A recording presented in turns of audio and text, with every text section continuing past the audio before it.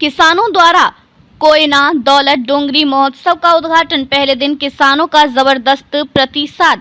कोयना दौलत डोगरी महोत्सव का आयोजन 15 से 17 अप्रैल तक दौलतनगर मरली तालुका पाटन में किया गया है। एक अभिनव अवधारणा को क्रियान्वित करते हुए पालक मंत्री शंभूराज देसाई ने इस महोत्सव का उद्घाटन किसानों को सम्मानित करके किया। 5 किसानों ने अपने जीवन साथी के साथ महोत्सव का उद्घाटन किया। इस उद्घाटन अवसर पर जिला कलेक्टर संतोष पाटिल, मुख्य कार्यकारी अधिकारी याशनी नागराजन, पुलिस अधीक्षक समीर शेख, अतिरिक्त पुलिस अधीक्षक वैशाली कटुकर, अतिरिक्त मुख्य कार्यकारी विश्वास सिद्ध, प्रभागीय वनाधिकारी HS बागमोड़े, जिला अधीक्षक कृषि अधिकारी भाग्यश्री फरांदे, लोक नेते बाला साहेब देसाई, सहकारी सरकार कारखाना निदेशक यशराज देसाई सहित विभिन्न विभागों के अधिकारी और बड़ी संख्या में किसान उपस्थित थे। उद्घाटन अवसर पर पालक मंत्री श्री देसाई ने कहा कि ये गतिविधियां पहाड़ी क्षेत्रों के उन नागरिकों के लिए क्रियान्वित की जा रही हैं जो शहर जाकर इन गतिविधियों का लाभ नहीं उठा सकते। यह पश्चिमी महाराष्ट्र का पहला पर्वतीय महोत्सव है।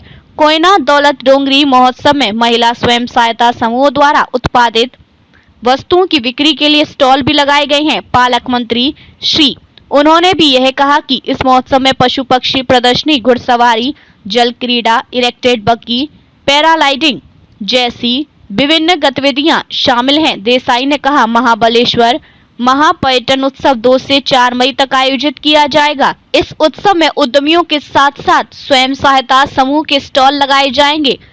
पर्यटकों को आकर्षित करने के लिए विभिन्न गतिविधियां आयोजित की जाएंगी, जिनमें हेलीकॉप्टर की सवारी, हथियारों का प्रदर्शन, सांस्कृतिक कार्यक्रम और महाबलेश्वर बाजार में जुलूस शामिल होंगे।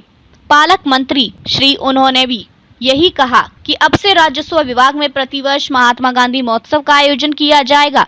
देसाई ने कहा कोयना दौलत डोंगरी महोत्सव में महाराष्ट्र के प्रथम फल गांव गोमालवाड़ी की प्रतिकृति महात्मा गांधी रोजगार गारंटी योजना के तहत बांस की खेती, गन्ना डाइजेस्ट प्रबंधन, खाद, पौष्टिक अनाज का महत्व, एकीकृत फल उत्पादन विकास मिशन, महा DBT, डॉक्टर बाबा साहब अम्बेडकर कृषि स्वावलंबन योजना, जैविक प्रबंधक, पर्यटन निदेशालय, कृषि विज्ञान केंद्र, खाद्य प्रसंस्करण उद्योग, मत्स्य पालन, चावल उत्पादन, खादी ग्रामोद्योग, रेशम उत्पादन, एकीकृत कीट प्रबंधन सहित कई सुविधाएं स्थापित की गई जो किसानों के लिए उपयोगी होंगी। इस स्टॉल के माध्यम से कृषि विभाग द्वारा किसानों को उन्नत खेती करने के लिए जानकारी दी जा रही है। इस महोत्सव में कृषि उपकरण, कृषि से संबंधित वाहन तथा स्वयं सहायता समूह द्वारा उत्पादित वस्तुओं की बिक्री के लिए स्टॉल भी उपलब्ध कराए गए हैं।